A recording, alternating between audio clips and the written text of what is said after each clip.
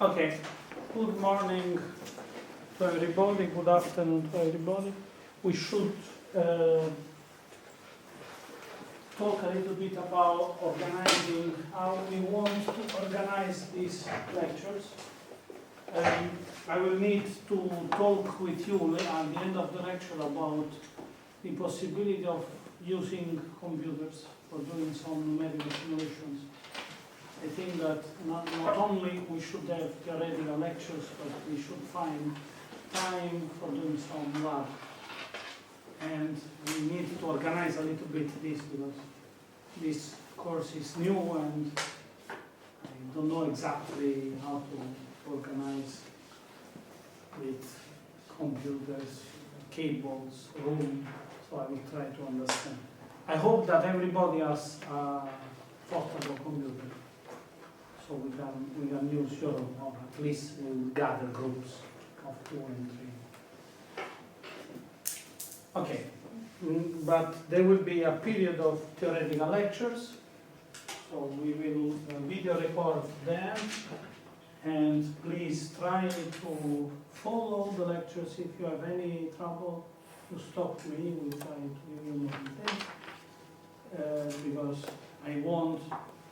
This year, this is the second year, I want to try to make a serious exam, examining really what you have understood. So let us try to do a good job. This course must be useful and should give you ideas about what is mathematical physics and applicable mathematics to engineering problems. It is a delicate aim, a delicate target which we are trying to pursue. So I hope that we'll find a good understanding. By the way, I know that the background of everybody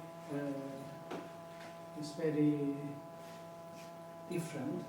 There are different previous knowledge. So I will try to go to the basics and to build things. But please, you must study.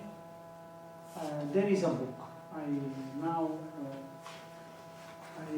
wrote a book which is much bigger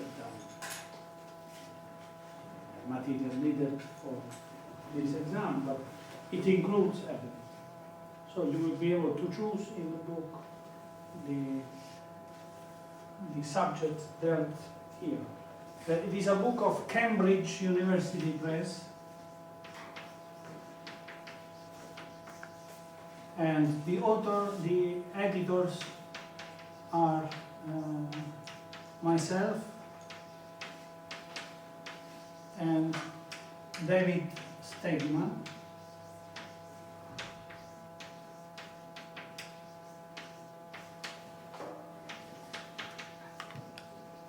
You will be happy to understand that the same course is taught here and in the University of California, Berkeley, but not so bad.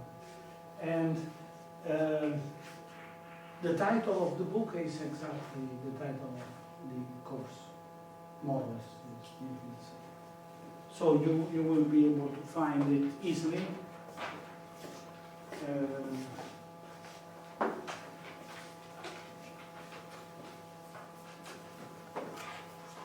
Okay, so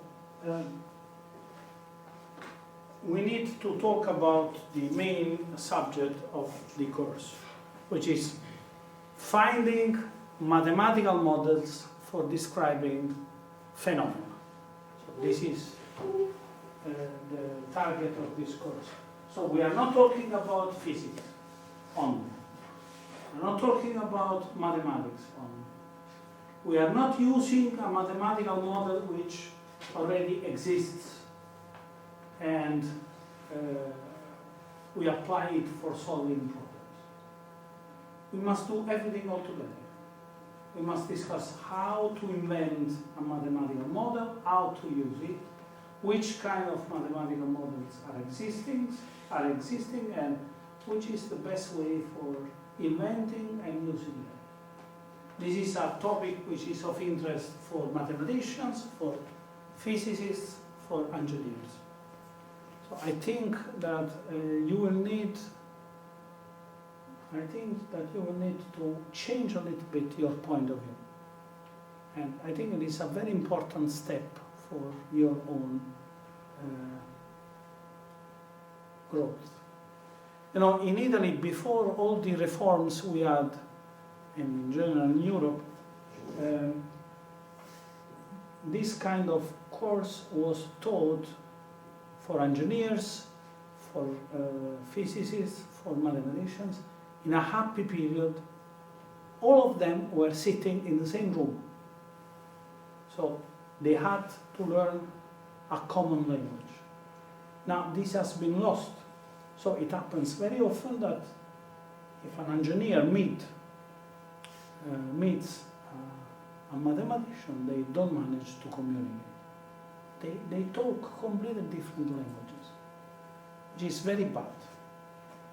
So I think that we must work for establishing these links, finding a common language, and we must discuss about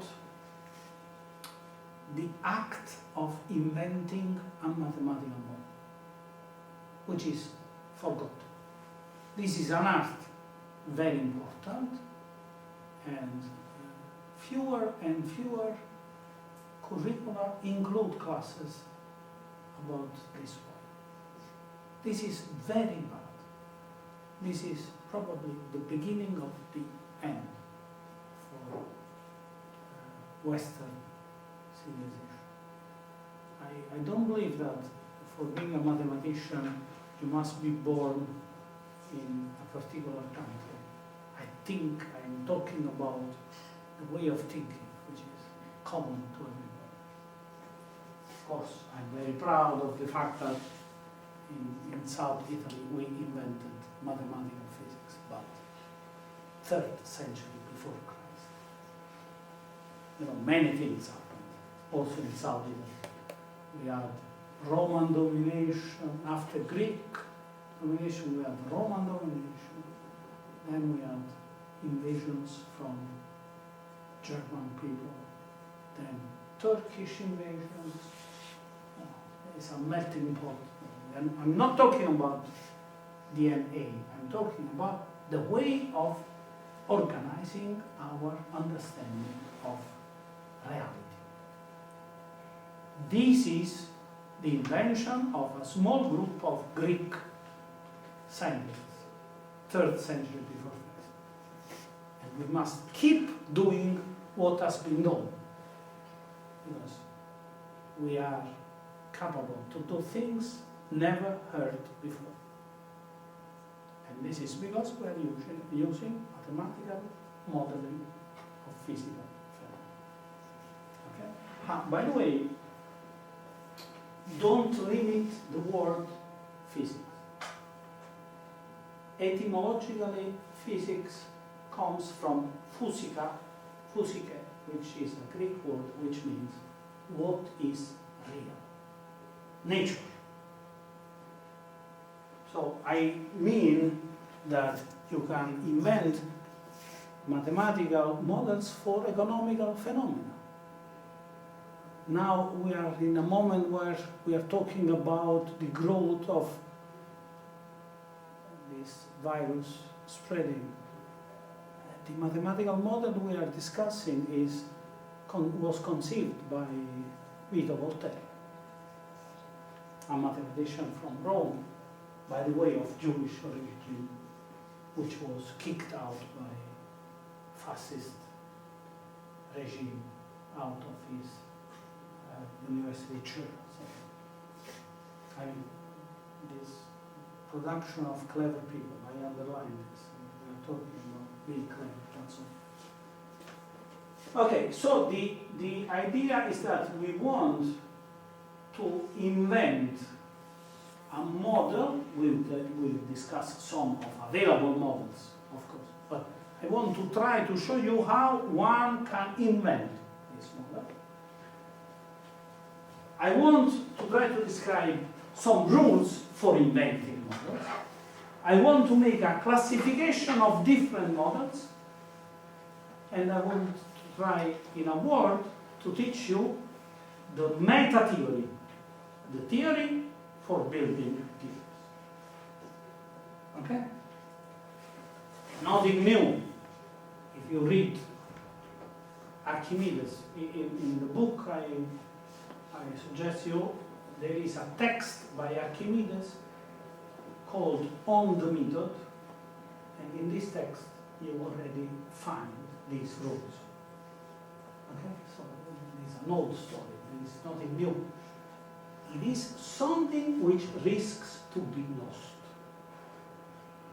And this is very dangerous, because when we have lost mathematics as guidance for controlling technology and life, then a long period called Middle Age started. And Middle Age was very good. By the way, we have, and let me pull the leg of 3 Turkish students who are following the classes in civil engineering. I like to pull their leg because, you know, we had discussion with many Turkish friends. They told us that in Lepanto we had cut their beard while conquering, defeating some Famagosta. We had cut our arm. At the end we are all together. We share the same education, the same Mediterranean Sea, we share everything. We have a past of wars. Do you know why the Ottoman Empire lost? Most probably the confrontation with Italy and Western countries. They never printed books. It was against the religion to print books. So their technology was always late, and it was never based on theoretical studies. The reason for which I have a big consideration of Ataturk is that he made Turkey a modern country. They had already started printing books, but he started a system of higher education which produces very good scientists. Okay? So I think that history is teaching us that what I'm trying to tell you is not an unimportant philosophical discussion. It is a very important philosophical discussion. So now on, we need to talk, we will make a distinction. Here we have the physical objects living in the real world, and here are the mathematical models used for describing what happens in the real world. So in a sense, we want to build, we want to invent. I don't believe in Plato's vision of mathematics. Mathematical objects are not existing outside our brain. You don't walk in the world of ideas and, good morning, integral. Okay? You walk in our world and you find this wire. It is existing outside us. Integrals are our invention. So, here we will talk about objects which were invented by our brain for describing what happens downstairs. Okay? Now, the big problem is, can we invent such complicated models to describe simultaneously everything which happens in the real world? The bad news is that up to now this was not possible. If you want to describe transistors, you need quantum mechanics. If you want to describe a mechanical structure, you need continuum mechanics. If you want to describe the phenomena of light propagation, you need electromagnetism. If you need to describe something traveling very quickly, you need relativistic mechanics. There is no theory of everything. Every model is based on a given set of assumptions and has a specific range of application. Okay? So just for talking, I draw here a beam, no, a body, which is made of a shape whatsoever, okay? And I want to describe how this body is deformed. Okay? No, we can have also a more general type. I want to say what happens to this body in the motion. This body moves. And I want to understand what happens in the motion of this body. Okay? The body is a real object. It can be a planet, it can be a prosthesis for your bones, it can be everything. Everything which moves and deforms. Okay. Now, I want to underline that even the simplest model for describing the motion of a body needed a serious investigation. Did you ever heard the name Descartes? Okay. The school of Descartes was fighting against the school of Lagrange because Descartes did not want to describe the set of places as independent of the set of bodies occupying the places. In the idea of some philosophers, if you don't have something occupying a position, this position is not existing. In order to have an existing position, you need a body occupying it. Of course, you will find followers of Descartes who modified this vision, but I simply want to tell you the brutal, most simple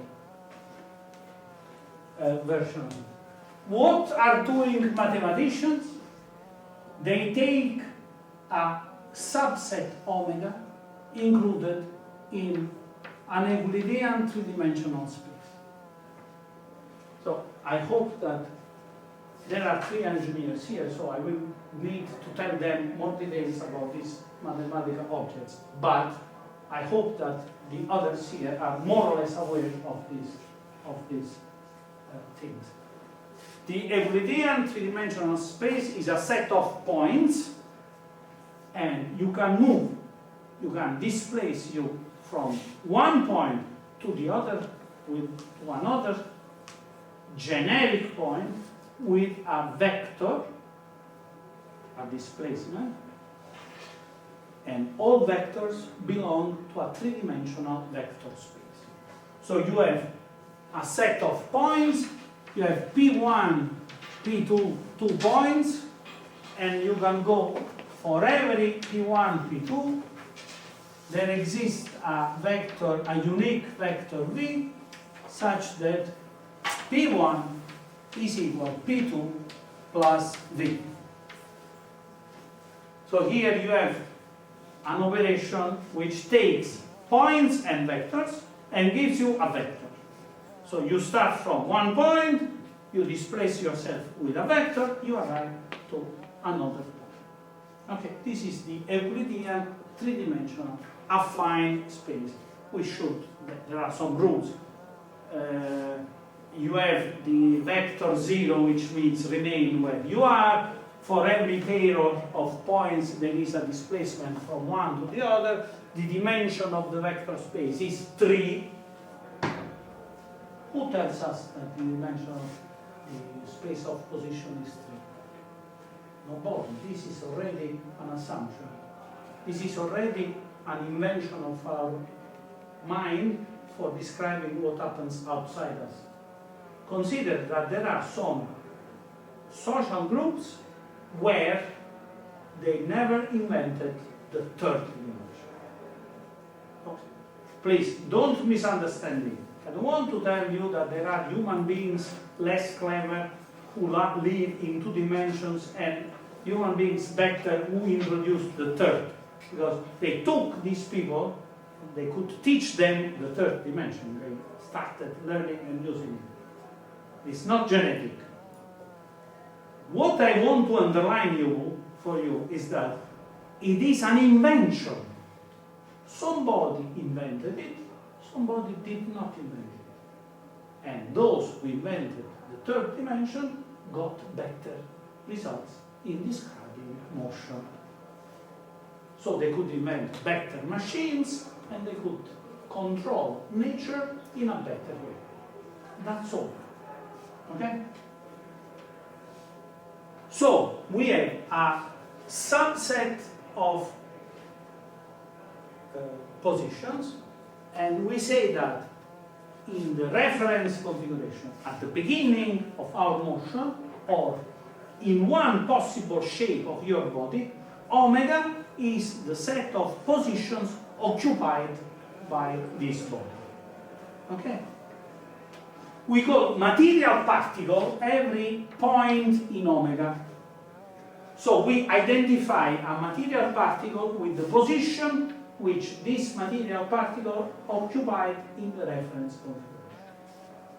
Then you invent a function key which maps all the points in omega inside E3. So key of omega is a set, the set of positions occupied, if you like, you can say at instant t, if you want to start introducing time, okay? You have the set of positions occupied at instant t by your material particles. Is this mathematical structure describing the difference between Lagrangian and Cartesian point of view? Yes. Why? Because you have a domain, the set of material particles, a codomain, the set of positions occupied by a material particle in your body, and when you vary t, you can have different positions. So one material particle is capable to occupy in different instants different positions. You can talk about motion. If you don't make this distinction, you will never be able to talk about motion. And I was dressing all these words with the right mathematical formalism. So I introduced a function, key, which maps every point in the reference configuration into the position occupied by that point at instant t.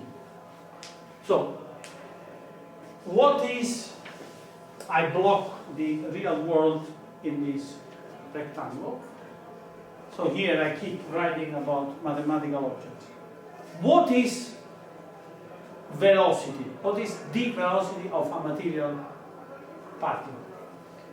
You keep p fixed,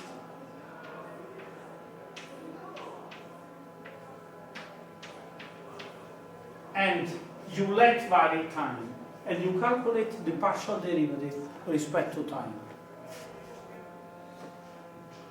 Now, this is a very delicate question. This derivative is what? Is key p t plus delta t minus key p t divided delta t limit delta t tending to 0. So you have the position K P T plus delta T. The position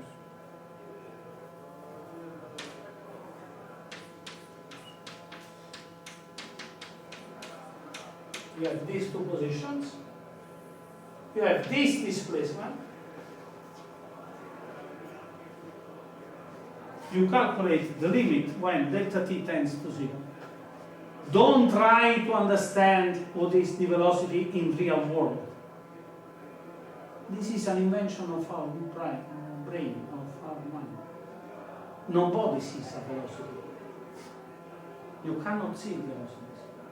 You can only see displacements. When this limit for your function exists, you talk about the velocity of your material particle. Where is living this velocity?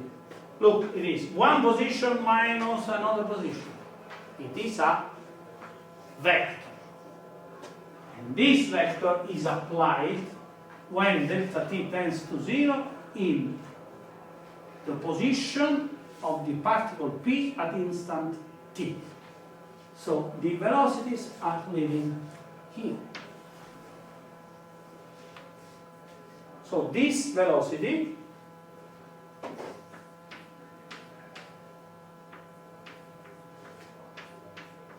is the velocity of the particle p at instant t, and it is a vector which is fixed where in the position k p t. Okay? So this is the description of motion for our body. Okay?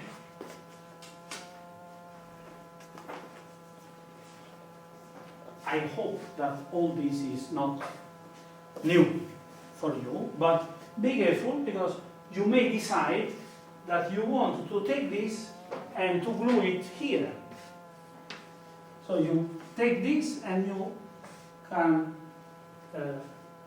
transport the vector in the reference configuration for some uses. Okay?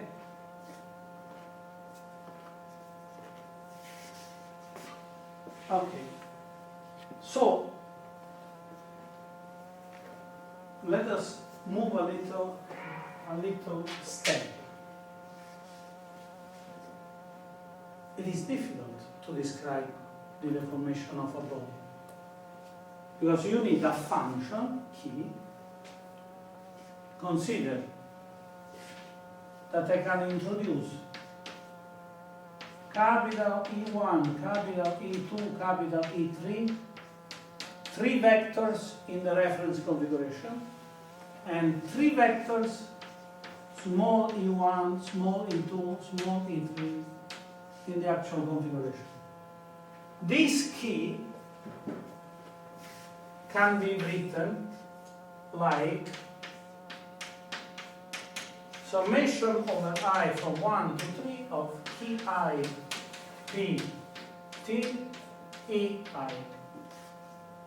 So you can introduce the components in a given basis of this. We must be very careful. Here you have the origin. So you go there, and actually what I'm writing here is not this, it is this.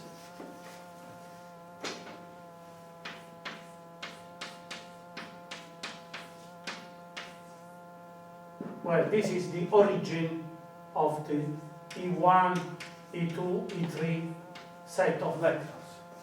This position here. So I'm representing the translation between the origin of the reference in the actual configuration to the actual position occupied by your material point P.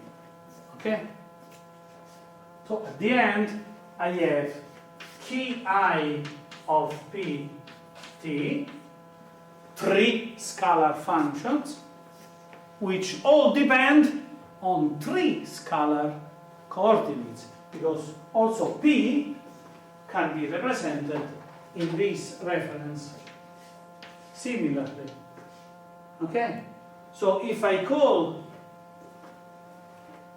small xi the component of this vector in the actual configuration, and capital Xj the components of the coordinates. So let us write P just for remembering that we are following always the same point. The position, the ith component of the position, actual position of the point P is equal to chi I of all components of the position of P in the reference configuration, and there the time t. So Descartes and Lagrange were discussing about this function. Lagrange stated that in order to be able to describe motion, you must introduce these three functions, each of three real variables. So you understand how a philosophical discussion becomes a problem of mathematical analysis. So do you want to describe the motion of a system, of a deformable body, of a body? You need to introduce three functions of three real variables. What you have studied in calculus second year. Okay? The velocity is the vector whose components can be calculated with partial derivatives of these functions. Okay, so everything becomes simpler if you know mathematical analysis. Because when you talk about placement, you talk about the function key. When you talk about motion, velocities, you talk about the time dependence of these functions. So everything is very simple. Okay. It is difficult to deal with three functions of three real variables. Can we make a simplifying assumption? Do we manage to describe some phenomena simplifying our mathematical model? So in this way, you understand what we are doing now.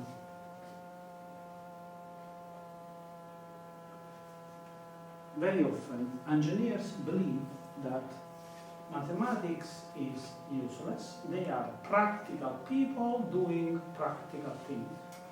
And they don't understand that what they are doing is dictated by some mathematical assumptions which they are ignoring. When at the beginning of 19th century, by the way, let me tell you, it was from Milan. So it is Italian, but it is not from Napoli. So I'm not talking only that everything has been done in Napoli. Gabriel Viola is the Italian scientist who wrote in 1828 a very nice paper where he is discussing this way for describing the formable body.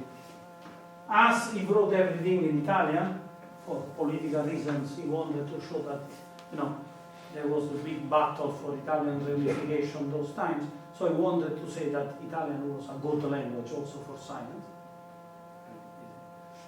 So for this reason, he did not write in French, and for this reason, very few know that these ideas were invented by him, or at least greatly developed by him. Okay, so now, the mathematics which is needed for studying functions of three real variables is very complicated. So one can try to limit the range of applicability of his theory to a smaller set of phenomena. So, for instance, one could say, look, this body is moving, however, it is not deformed.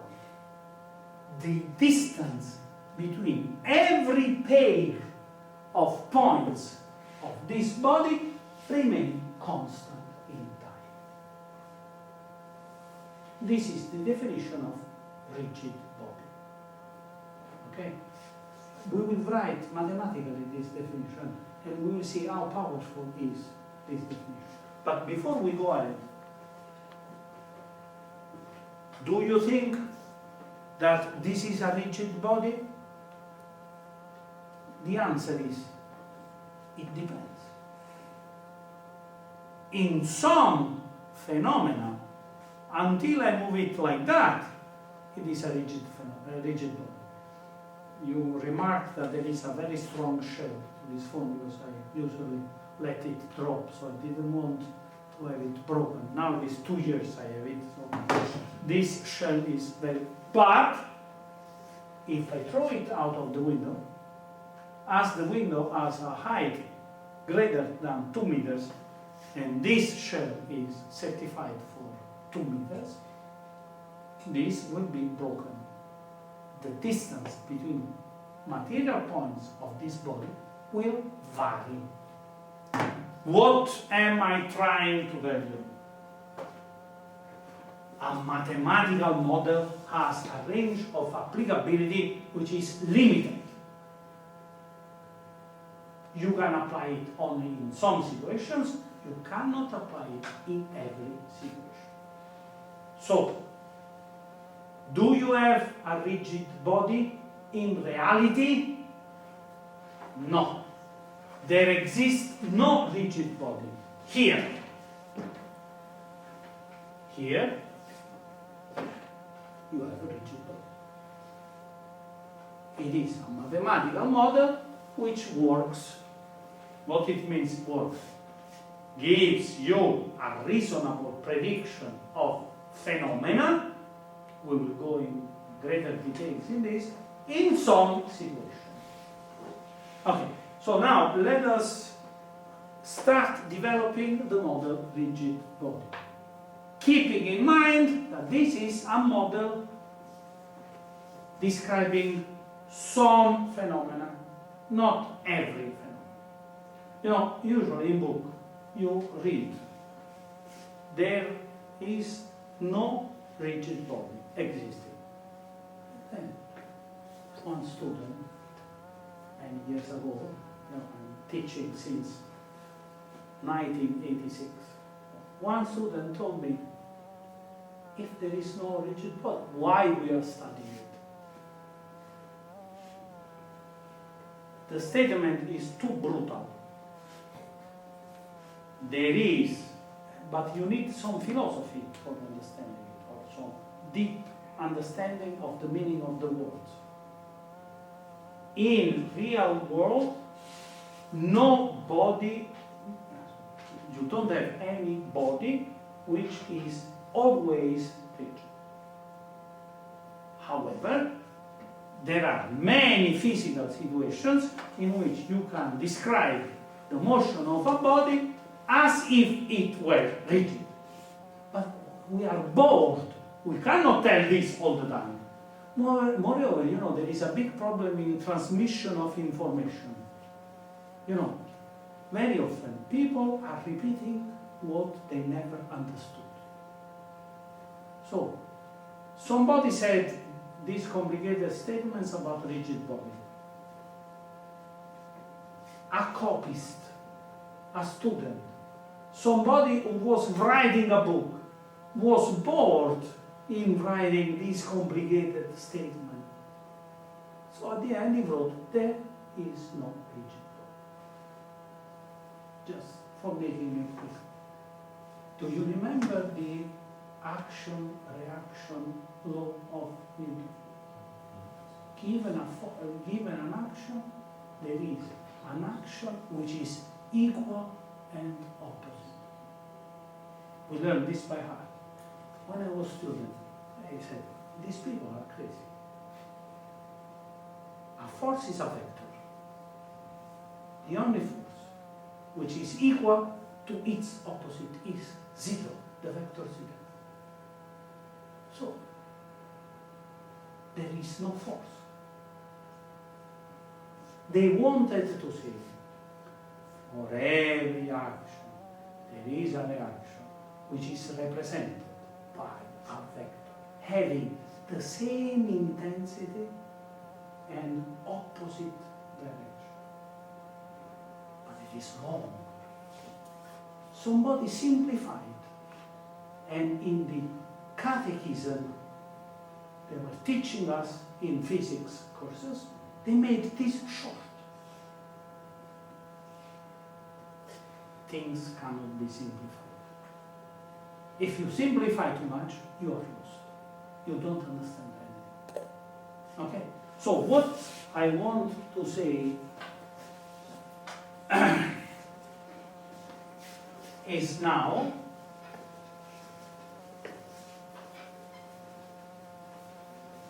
that we can write in formulas the assumption being a rigid body. For every P1 and P2, the distance between the actual position of P1 and the actual position of P2 is equal to the distance of P1 in the reference configuration and the distance of P2 in the reference configuration. This is, in formulas, the definition of a rigid body.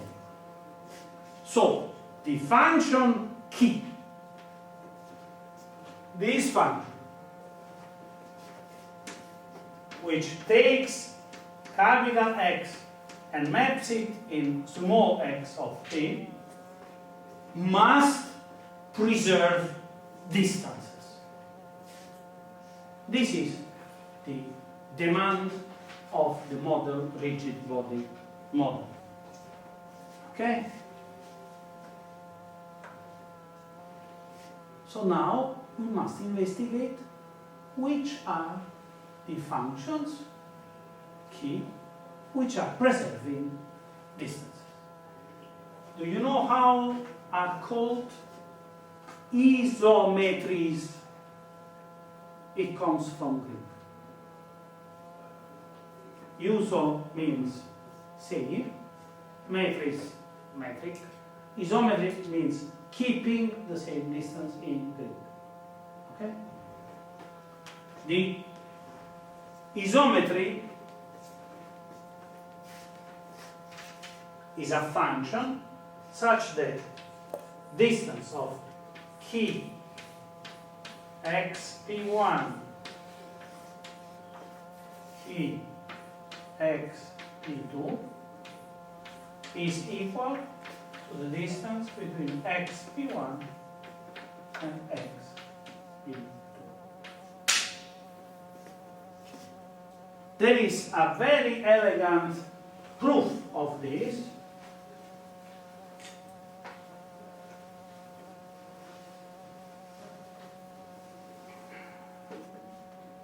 I don't know if I wrote it in the book written in English.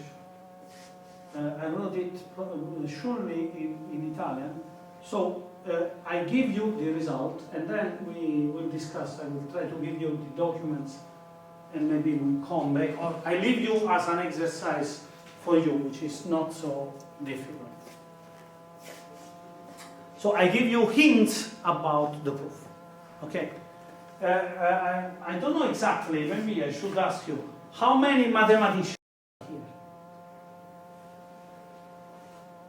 And the others are engineers, physicists, engineers. Okay.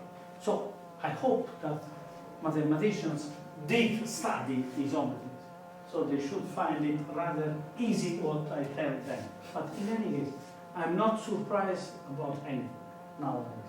You know. A group of engineers came to say me that linear algebra nowadays is useless for engineering.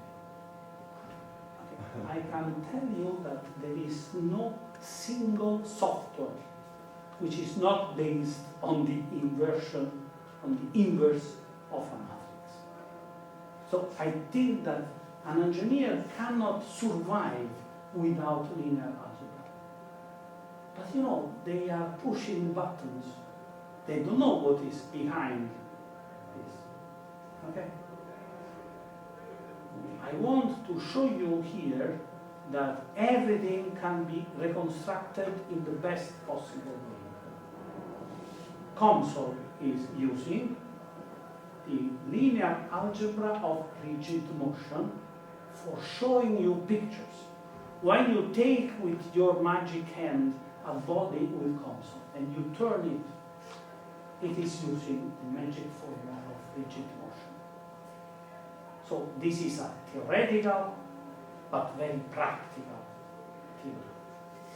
Okay? And you need to understand what is happening. Otherwise, you don't have the basic tools for directing your brain towards the problems you must solve. So, if I have an application which keeps distances blocked. By the way, it is nearly sure that this reasoning was already available at the epoch of Euclid and Greek scientists. You know why? There are machines whose motion, whose functioning is based on the formula of rigid body motion. You cannot invent a machine based on rigid body motion if you do not have the mathematics for describing it. There are some. I remember that a PhD student of mine many years ago came to me with a Greek text who had to be translated by his sister into Italian, and this text was describing how to build the background of a theater with sliding devices, and you had a system for placing one sliding background on another rail. So you had rigid bodies coming down, touching the other rail, moving to the other rail, and you cannot build this without knowing rigid body formulas. This was impossible. They did it knowing this formula. So let us try to reconstruct how they were doing. You have 3 points, P1, P2, P3. Okay? These 3 points are placed here. Of course, I cannot draw it very well. Why? Because I need to keep the distances blocked. So the mapping key, which is preserving distances, preserves triangles. A triangle is translated into the actual configuration, remaining with the sides equal sides. Each side has the same length as before the translation. But there is a trivial theorem in Euclidean geometry. If you have 2 triangles having pair-wise equal sides, also the angles are equal. So, key is not only preserving distances, it is also preserving angles. Now we abandon Euclidean geometry, otherwise it could be very painful to proceed in this proof. But what can we say? I take 2 vectors, V1, capital V1, capital V2. 2 vectors in the reference configuration. And I consider the image of these 2 vectors in the actual configuration. How can I do this? I have the reference and the actual configuration. Okay? And I take every position, I consider every position as a translation from the origin. So I transform every position into a vector. Okay? And what I discovered?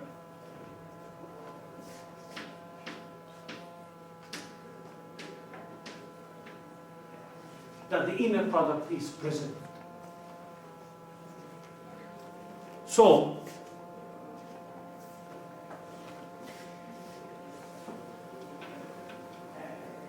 I see a question mark in the face of somebody whom I know very well. So, if V1 is equal to P minus origin, okay, and V2 is P1 minus origin, and P2 is P2 minus origin, okay, I can consider small v1 equal key of P1 minus, so this is the origin in the reference configuration, and this is the origin in the actual configuration. So this is capital V, this is small v.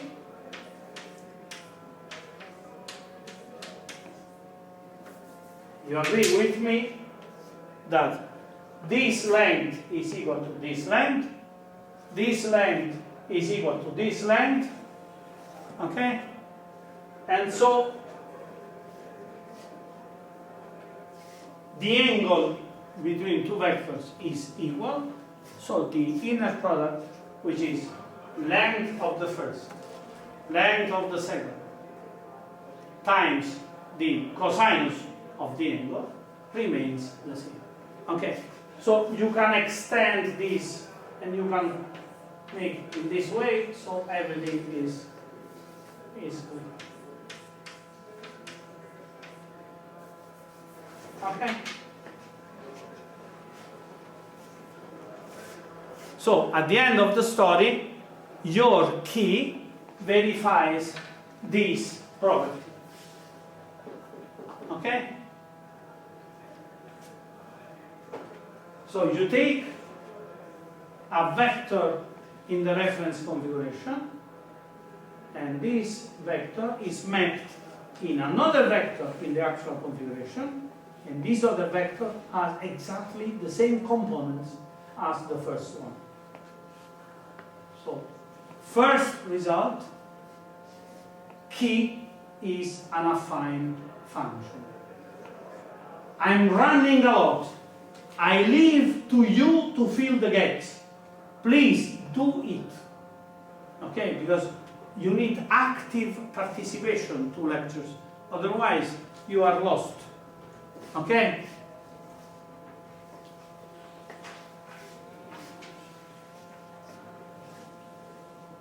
So at the end of the story, what we have, that key of P is equal to key of the origin plus a linear function of the vector P minus the origin. So, requiring that the distance is preserved between, in the passage between the reference configuration to the actual one, implies that the function key is linear.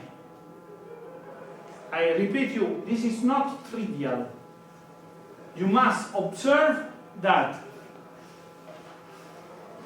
the components of this vector in the reference basis and the components of this vector in the actual basis and the components of this vector in the reference basis, these two vectors have the same components. Why? Because the component, if it is orthonormal, the reference and the actual configuration, the components are calculated with an inner product. And this transformation keeps inner product not changed. Okay? Okay. So at the end of the story, we have a strong simplification, but it is not yet ended.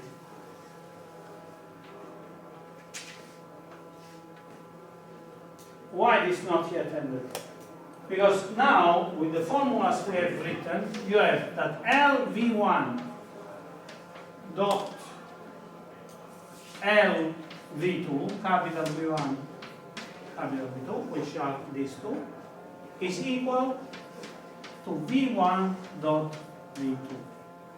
So the linear part of the affine function which we are studying must itself preserve the inner product. Okay? Do you know enough linear algebra, I hope? Which are the linear functions which are preserving inner product? Orthogonal linear applications. But I want to go in the detail because I want to show you how the definition of orthogonal linear application has been invented and what is the deep meaning of the concept of transposed linear application.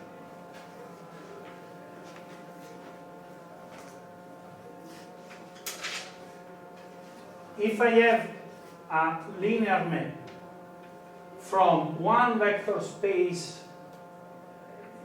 V1 to another vector space V2, okay, and V1 and V2 have an inner product,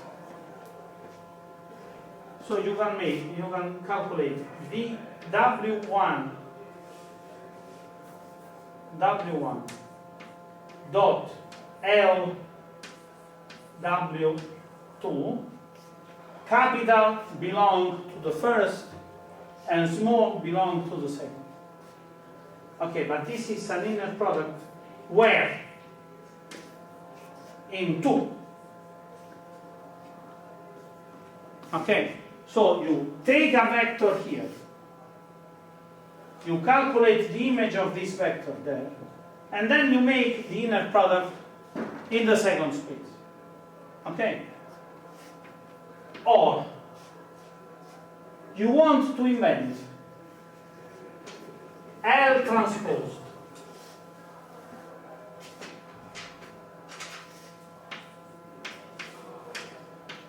from V2 into V1.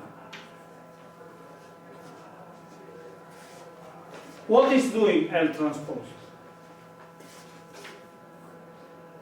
It takes V1, it maps it back, W1, it maps it back to the starting space so that you can make this inner product 1. Okay?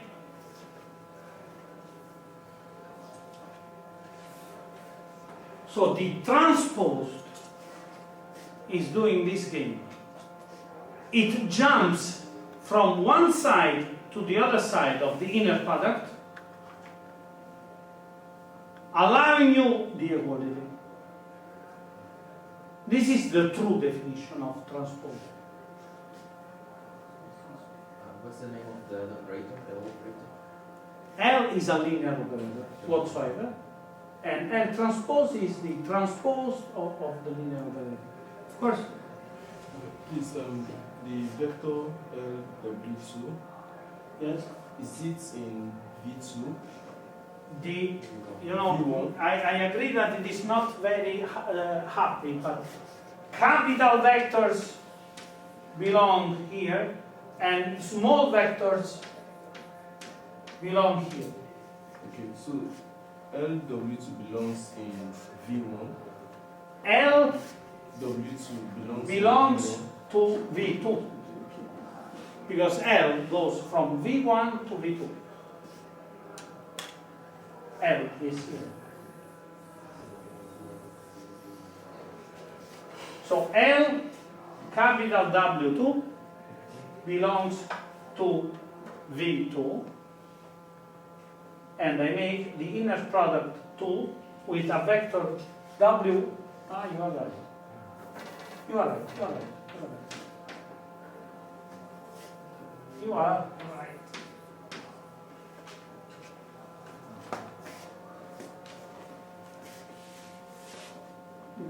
My notation is not very good, so I'm making confusions.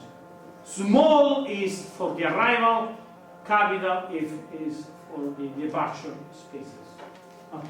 You are right.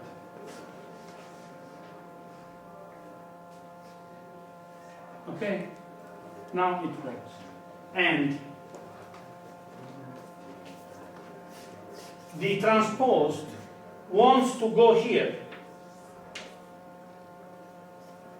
When it goes there, of course, the inner product has to change because you have changed the space. Okay? This is very important. In many books, you find a confusion between the reference and the actual configuration because they say you can't describe it with the same basis. It is very important to distinguish between the vectors in the reference configuration and the vectors in the actual configuration, because these vectors keep the length and the angle between these vectors are unchanged. So you need to distinguish between the departing vectors, the arrival vectors. Okay? Okay, now look at this formula. Here I have an abuse of notation because I use the dot for small vectors and the dot for big vectors. This equality is meaningful. Why? Because they are real numbers. The inner product is a real number. So if I calculated this real number on the left with the inner product in the starting vector space, or if I calculated this real number as an inner product in the actual vector space, at the end I still have two real numbers. I can talk about equality, even if this vector is living in another space compared with that vector. Okay? Now, okay, so I'm doing always wrong. This is right. It was right. Let us place the bars at the top of capital V's so that it works. Otherwise, it is a trivial equality, something equal to itself. Okay? Now we apply the definition of transpose. So I write V1 dot L transpose L V2. Okay. Now remark that this dot here is the same dot as somebody and is now in the next room may believe that I'm crazy. Okay. The inner product here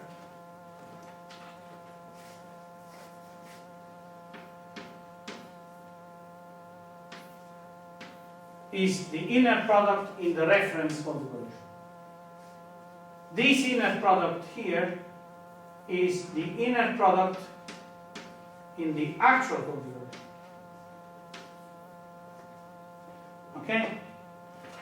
When jumping there, this becomes an inner product in the reference configuration. Okay? Be patient. If you understand this, continuum mechanics will become simple for you. And the reason for which you must do this distinction is that one point travels in space, occupying different points in different time instants. And you must distinguish between different positions if you want to talk about motion. It's easy to understand. Okay? So, let me write a clear equation.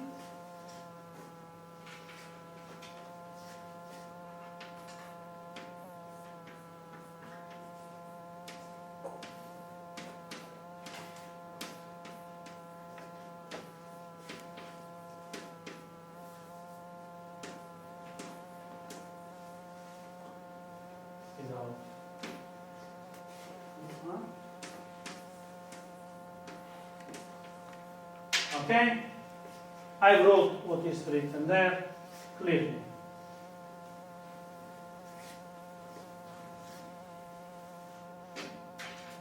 Now I can write this on the left minus equal. Then I discover that I have V1 here, the same factor of the inner product, and I can collect it. So I have V1 bar L transpose L V2 minus V2 equal 0. Okay?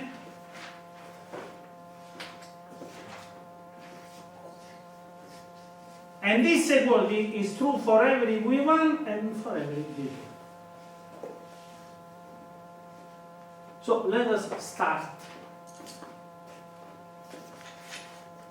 I have a vector, a generic vector, inner product, another vector, it has to give always 0. So, which is the only vector which times every other vector is equal to 0? The 0 vector. Okay? Okay. Now, V2 is equal to identity applied to V2. Okay? And so, at the end of the story, I get that for every V2, L transpose L minus identity applied to V2 is equal to 0.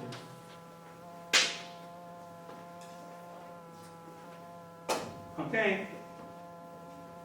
Now, my dear friends, a useless application of the useless theory of linear algebra. Okay? I have a linear application which is vanishing for every vector. Rouchet-Capelli theorem. The rank of L2 L minus identity is 0. L transpose L minus identity is 0. So L transpose L equal identity.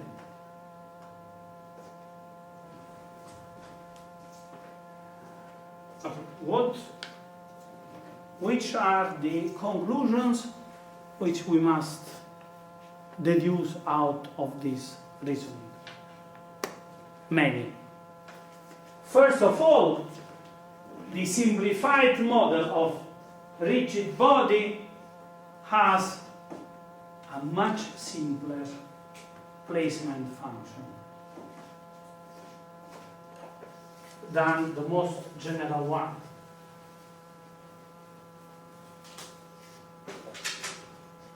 The position of every point P is equal. The position of one point, we call it origin, in your rigid body, Okay. The careful mathematician could tell me that I am doing a small abuse of notation. Why? Because the point is, the origin is inside or outside the body. I didn't say. Actually, it is not so important, because this formula can be extended for the whole space. So, we proved it with a point inside the body. Then we write this formula.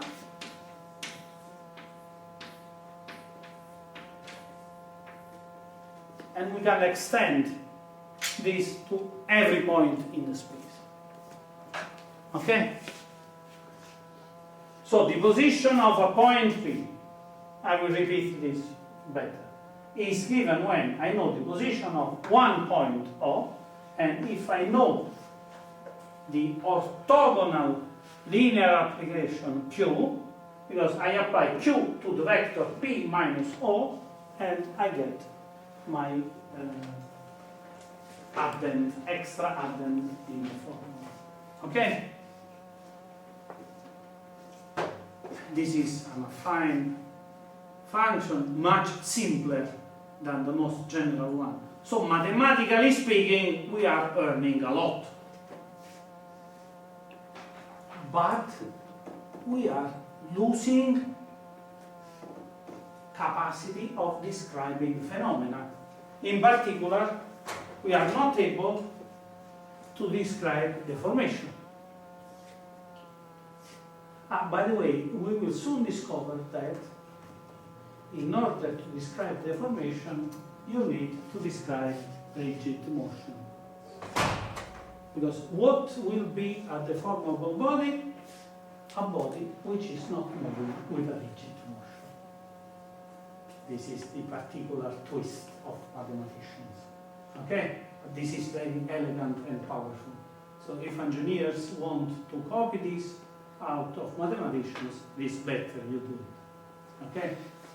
Because if you try to define in other ways deformable bodies, you may be crazy. Okay, so let's tell some obvious things which may be not obvious to everybody. So this equation is valid for a chosen origin, okay, in the body, and for every point in the body. But you can extend it outside the body. So if you have your body, and then you have another point P bar outside the body, this formula you can apply.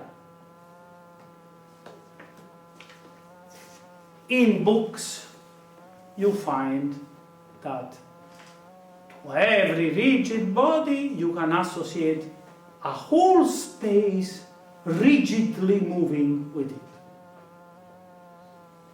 This is a complicated sentence.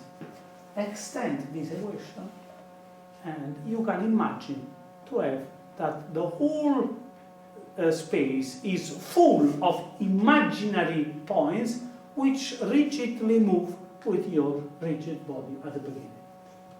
There is nothing bad for this. Okay? Okay.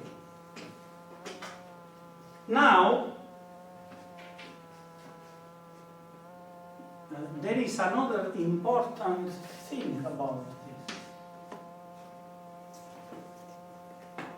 Once you have discussed the idea of rigid body, you suddenly discover that the concept of rigid body is strictly linked to the concept of observer and to the concept of system of measure.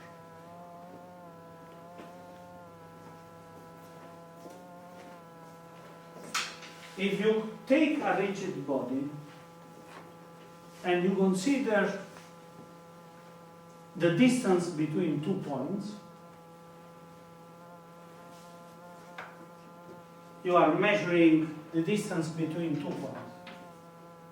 small p1, small p2. Two positions.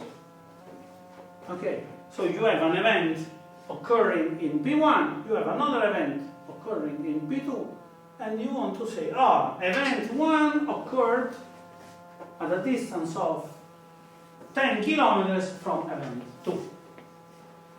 Okay? We want that the distance is independent of the observer. So, okay, when should I end this lecture? 1:30? Yes. Okay, so we have time to do this slowly.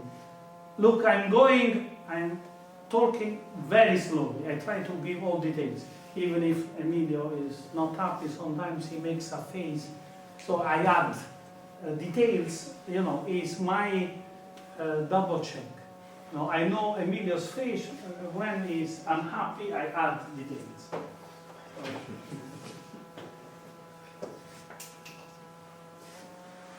What I want to tell you is, let us forget about rigid body for a moment. Okay?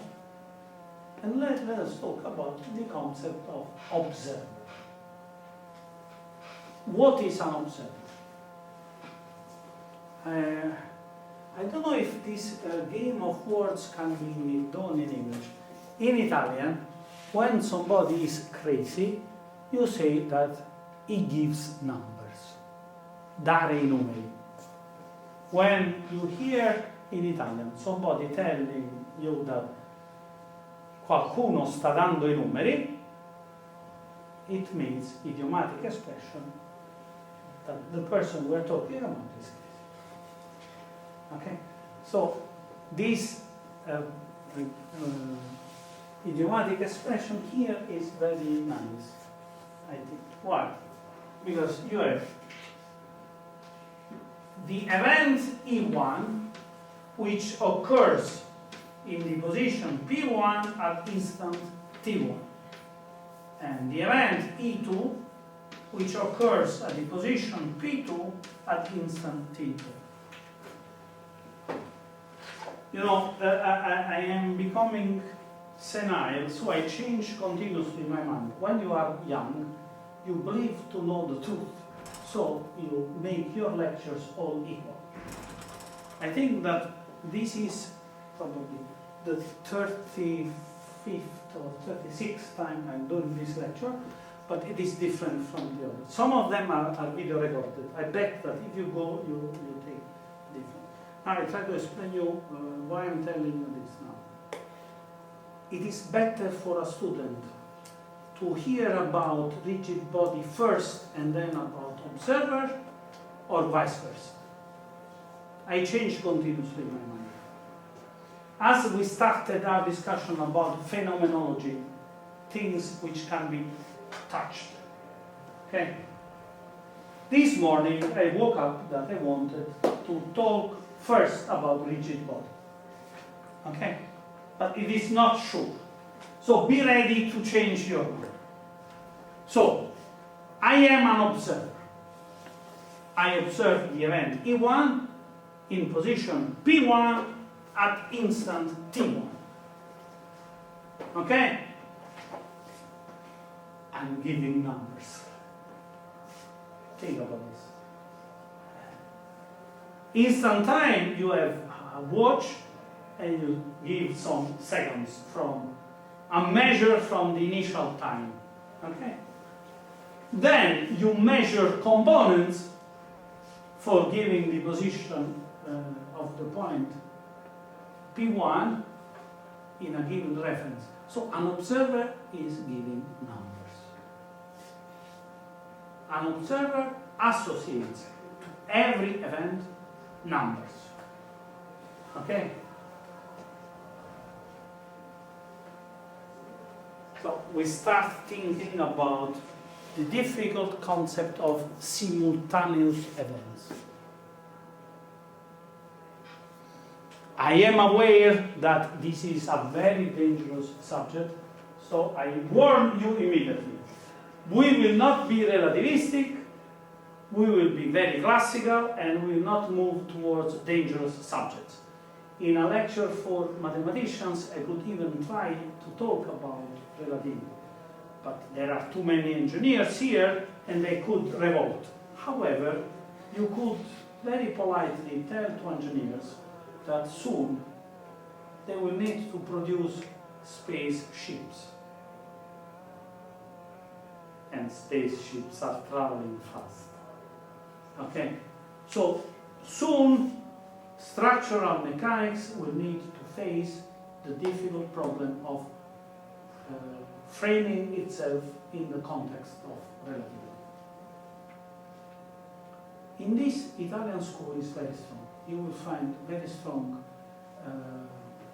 textbooks about the theory of the formation of the formable body traveling at the speed, at a very high speed compared to the speed of light. For the moment, they are purely theoretical stuff. Okay. However, Greeks were discussing about rockets.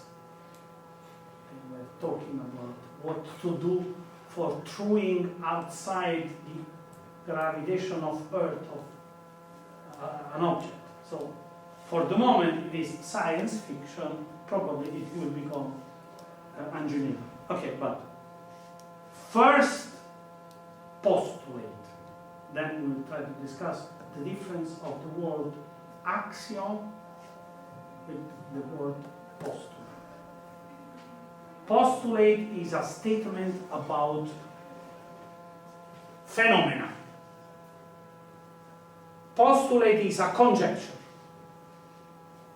I bet that this happened. This happens. Okay. But I will never be sure. An axiom is a choice.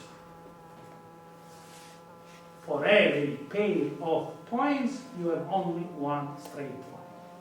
This is a definition of point and straight line. For every real number, there is always an opposite. This is a property which defines real numbers.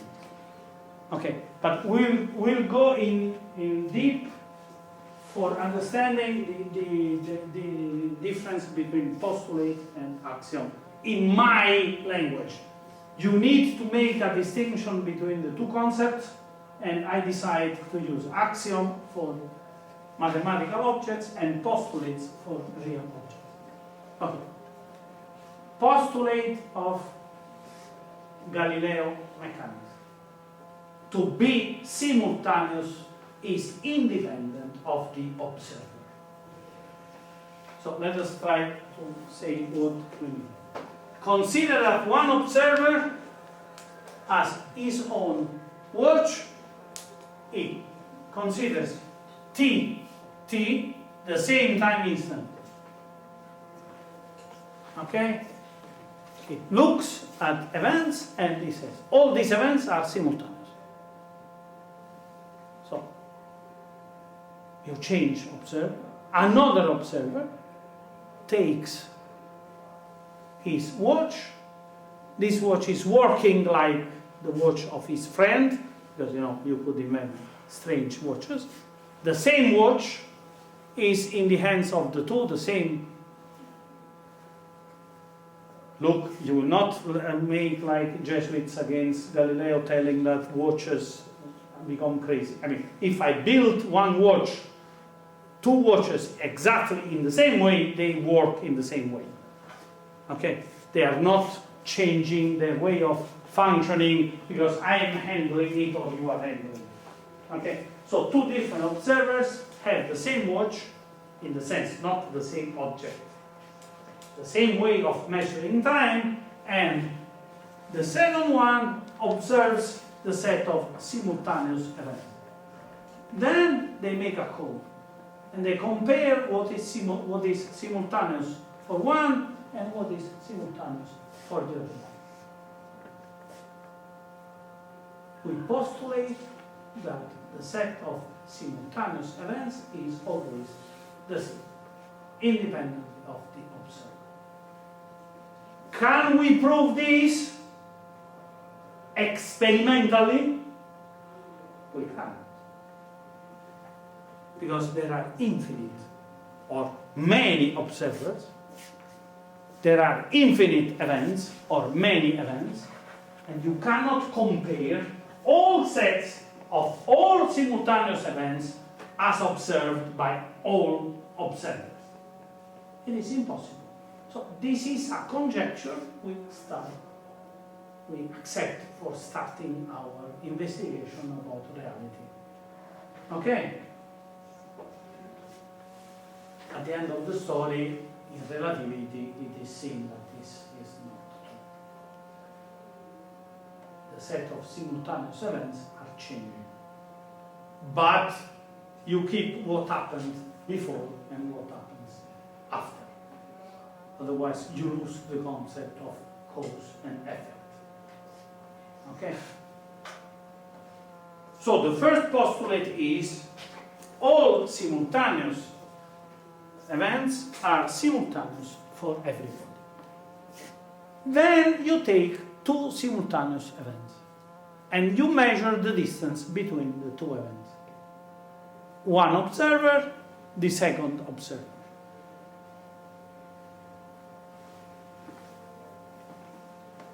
If we all use the same meter, the distance must be also invariant when you change observer. So at the end of the story, if you accept these postulates, what you discover, the law which transforms the numbers seen by one observer into the numbers as seen by the other observer, transform with the same rule as rigid motion. It is keeping the distance. So, in formulas,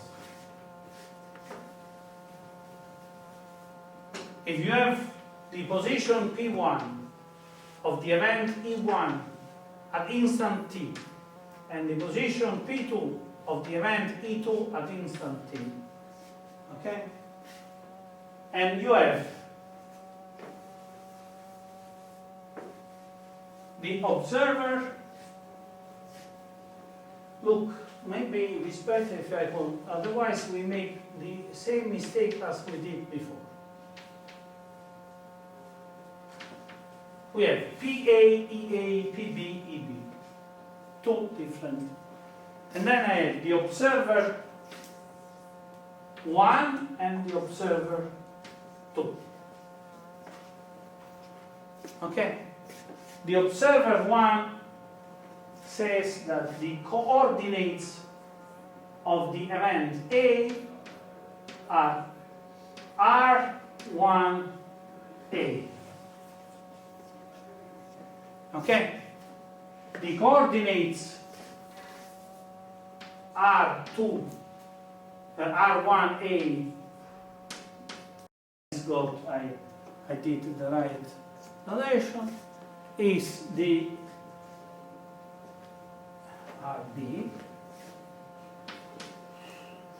Okay? So R1A is the coordinates of event A as seen by the first observer. R1B is the coordinate of event B as seen by the first observer. R2A and R2B are the similar coordinates. Okay?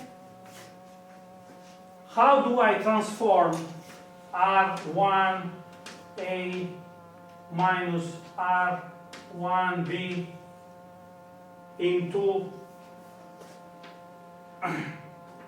R2A minus R2B?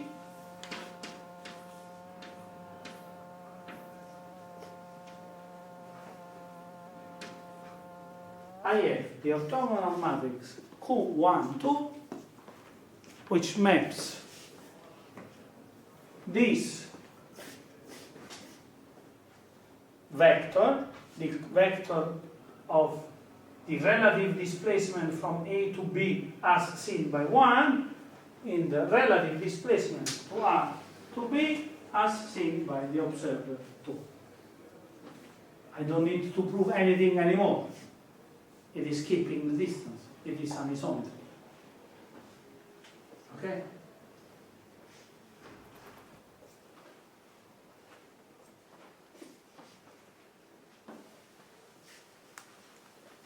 So what happens now? I have the observer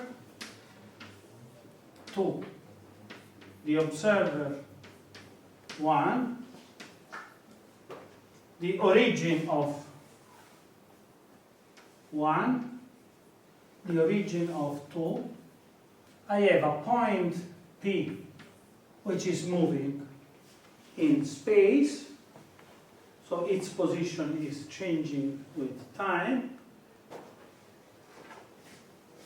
I have the R1, R2P, the position of P as seen by the observer 2. I have R1P, the position of P as seen by 1, okay? The two events which I am considering is, where is located O2? Where is located P? I applied that formula, so the location, I have O1, O2, the location of 2, O1, OP, the location of P as seen by 1, okay? And so at the end, R2 of P minus R, okay. The observers can be changed. Okay, so here I can place 1.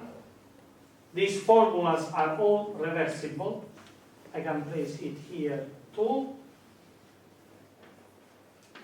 Instead of Q1, 2, I can place Q2, 1. Okay? So applying this, I have R1P minus R1O2 equal Q2, 1 R2 of P minus R2 of O2. Usually R2 of O2 is placed equal to 0. Okay? And so you write that the position of P as seen by 1 is equal to the position of O2 as seen by 1 plus Q2, 1, the position of P as seen by 2. These are the formulas of Galilean change of observer. Remark that everything here depends on time.